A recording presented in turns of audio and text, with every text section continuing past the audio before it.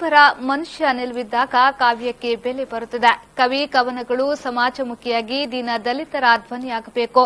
ಆದಿಕವಿ ಪಂಪನು ಧರ್ಮ ಮತ್ತು ಕಾವ್ಯ ಧರ್ಮದ ಸಮನ್ವಯ ಮೂಡಿಸಿ ದಮನಿತ ವರ್ಗದ ದನಿಯಾಗಿ ಕರ್ಣನಂತಹ ಪಾತ್ರಗಳಿಗೆ ನ್ಯಾಯ ಒದಗಿಸುವುದು ನಮಗೆ ಮಾದರಿಯಾಗಬೇಕಾಗಿದೆ ಎಂದು ಕವಿ ಬೆಂಗಳೂರಿನ ಪ್ರೊಫೆಸರ್ ಟಿ ಯಲ್ಲಪ್ಪ ಹೇಳಿದರು.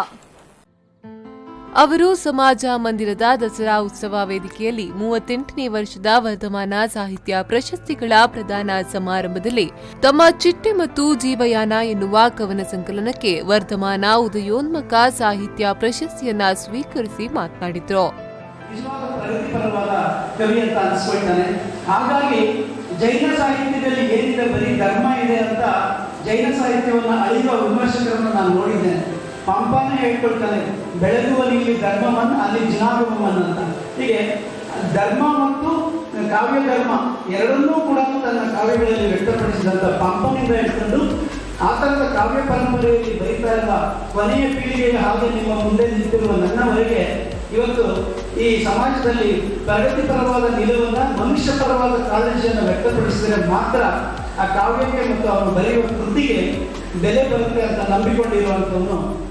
ಸಮಾರಂಭದ ಅಧ್ಯಕ್ಷತೆ ವಹಿಸಿದ್ದ ವರ್ಧಮಾನ ಪ್ರಶಸ್ತಿ ಪೀಠದ ಅಧ್ಯಕ್ಷರಾದ ಎಸ್ಟಿ ಸಂಪತ್ ಸಾಮ್ರಾಜ್ ಅವರು 2017ರ ಸಾಲಿನಲ್ಲಿ ವರ್ಷದ ಶ್ರೇಷ್ಠ ಕನ್ನಡ ಸಾಹಿತ್ಯ ಕೃತಿಗಾಗಿ ಮೈಸೂರಿನ ಪ್ರೊಫೆಸರ್ ಸಿ ನಾಗಣ್ಣ ಅವರಿಗೆ ಕಲ್ಲಲ್ಲ ಕಾಮನಬಿಲ್ಲು ಎನ್ನುವ ಲೇಖನ ಸಂಗ್ರಹಕ್ಕೆ ವರ್ಧಮಾನ ಸಾಹಿತ್ಯ ಪ್ರಶಸ್ತಿ, ವರ್ಷದ ಶ್ರೇಷ್ಠ ವರ್ಧಮಾನ ಉದಯೋನ್ಮುಖ ಸಾಹಿತ್ಯ ಪ್ರಶಸ್ತಿಯನ್ನ ಬೆಂಗಳೂರಿನ ಪ್ರೊಫೆಸರ್ ಟಿ ಯಲ್ಲಪ್ಪ ಅವರು ತಮ್ಮ ಚಿಟ್ಟೆ ಮತ್ತು ಜೀವಯಾನ ಕವನ ಸಂಕಲನಕ್ಕೆ ಹಾಗೂ ಮೂಡುಬಿದಿರೆಯ ಅಬ್ದುಲ್ ಹಮೀದ್ ಪಕ್ಕಲಡ್ಕ ಅವರಿಗೆ ಭ್ರಮೆ ಕಥಾ ಸಂಕಲನ ಕೃತಿಗಳಿಗಾಗಿ ನಗದು ಪುರಸ್ಕಾರ ಸಹಿತ ಸನ್ಮಾನ ಪತ್ರಗಳೊಂದಿಗೆ ಪ್ರದಾನಿಸಿದ್ರು.